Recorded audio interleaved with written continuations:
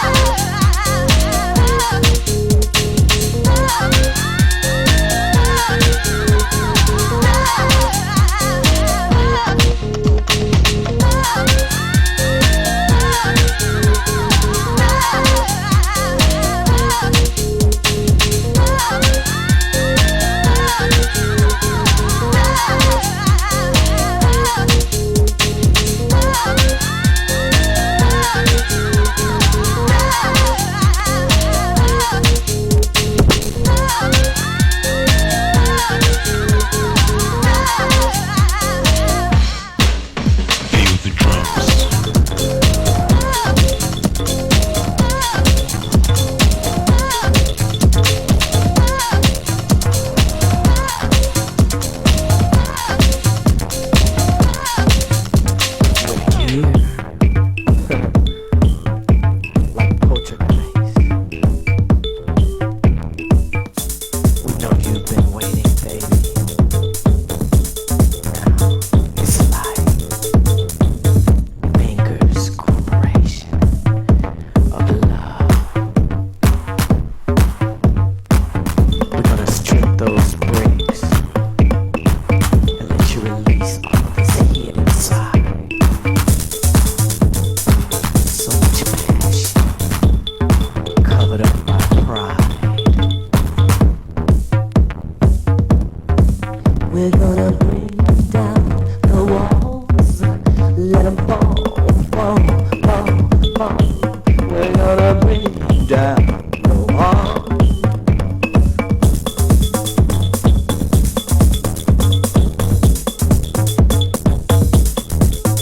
There's magic in this feeling that moves us all. Shake your body to the rhythm, let the spirit fall. But you got to shake the tension and move the walls so fingers can miss you. Now bring down the walls, you gotta bring down them walls. Let them fall, fall, fall. You gotta bring down the walls. Let them fall, fall, fall, fall. We're gonna bring down the walls, bring down the walls. Gotta move your body, baby, let this rhythm fall. Shake your body to the rhythm, let the tension fall. Bring down the walls, let them fall, fall, fall, fall. Bring down the walls, bring down the walls.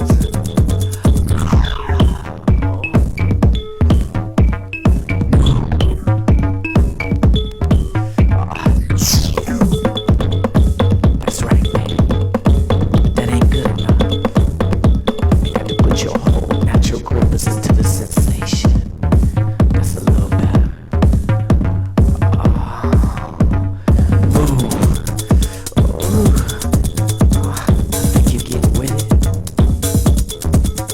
You've been waiting for a fever to soothe your cause. It's the good, the grand sensation to make your body crawl. Far behind sisters, their head right behind the walls. So bring them down, let them fall. Hey, let them fall, fall, fall, fall, fall. Bring down the walls, let them fall. Let them fall, fall, fall. Move. Come on, baby. Shake. Bring down the walls. Let them fall, fall, fall, fall. We're gonna bring down the walls. We're gonna bring down the walls. We're gonna rock this people, baby, till it fall, fall, fall. So much magic in this feeling, let it fall, fall, fall. Deep inside sensations, let it crawl. Baby, let these walls fall. You know you want it. So come on and get it, baby. Fingers Corporation. We just wanna spread a little love. You see, you can't fake this feeling, don't you waste this feeling. You can't fake this feeling, don't you waste this feeling. You can't fake this feeling, don't you waste it feeling. Oh, let it fall. Let it down, down, down, down, down. Walls. Let it fall, fall, fall, fall, fall. You can't fight this feeling, don't you waste this feeling. You can't fake this feeling. Oh, baby, let it fall. Bring down the walls. Let them fall, fall, fall, fall.